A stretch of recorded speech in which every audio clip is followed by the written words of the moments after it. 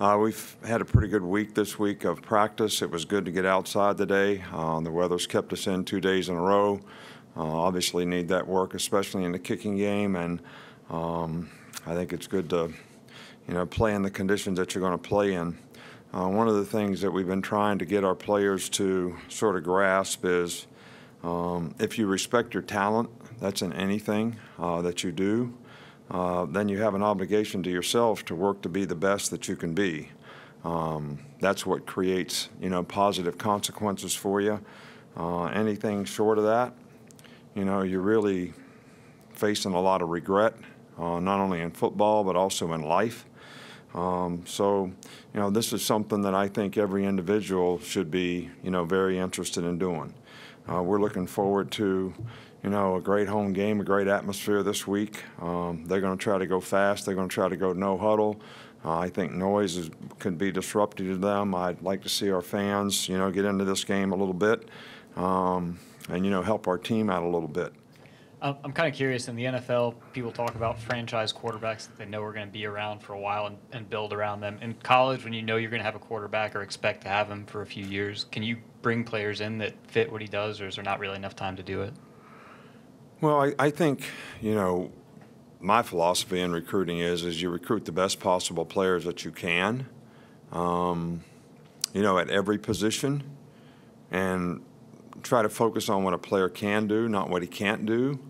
And if that guy has special talents in some area, I think those things are going to be beneficial to our team and his contribution to the team in the future. So once you get those guys, you sort of do what they can do. You can go through all the quarterbacks that we've had since we've been here, and if you just take the last 3 years, they're all relatively different. But we had to build what we had around them based on what they could do. But they all had good enough talent in what they could do that we had pretty productive offense and scored a lot of points. So we've done the same thing with Jalen, and hopefully he'll continue to improve in some of the areas that will help him be more complete, but also we'll continue to take advantage of the things that he does well. What you thought of Raekwon Davis in the 2 weeks since he's come back from his preseason injury, what he's done? Well, I think Raekwon is, a guy that it's really important to him to be a good player. He works really hard. He gives great effort. Like all young players, I think that, they don't realize all the time the importance of paying attention to detail, understanding the situation, not just going 100 miles an hour, but playing a draw set or playing a screen set, a little bit different.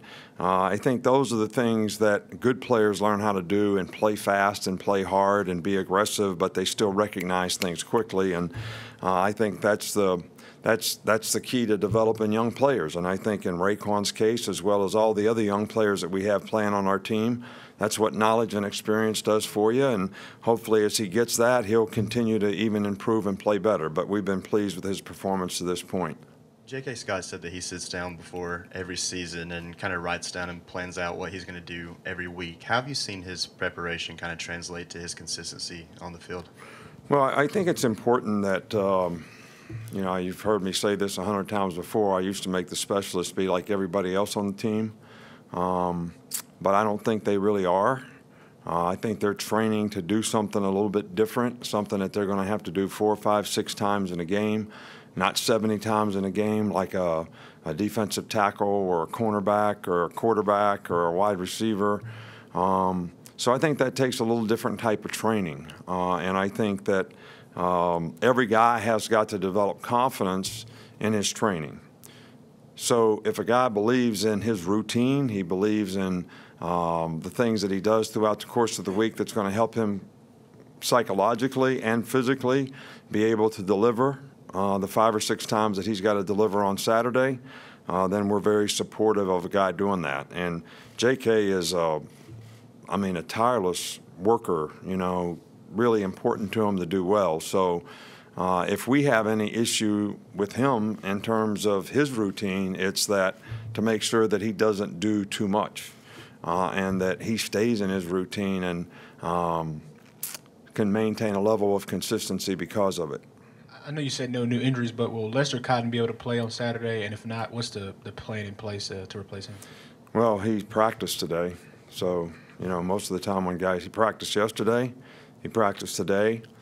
So most of the time when guys practice, they're able to play. So we have every thought that he will play in the game.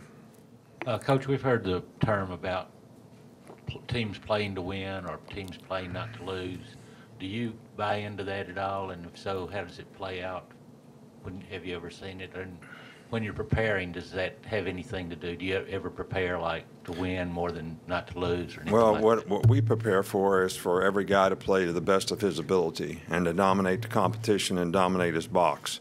All right, so if we can get everybody on our team to do that, I can live with the result.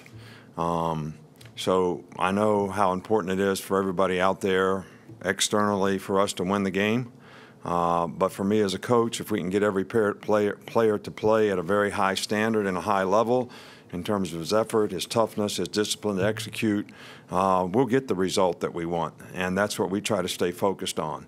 Now, I have seen players take the psychological disposition where they get in situations. That's why you say there's no scoreboard. That all of a sudden you get ahead or behind in a game and you let that affect how you play one way or the other.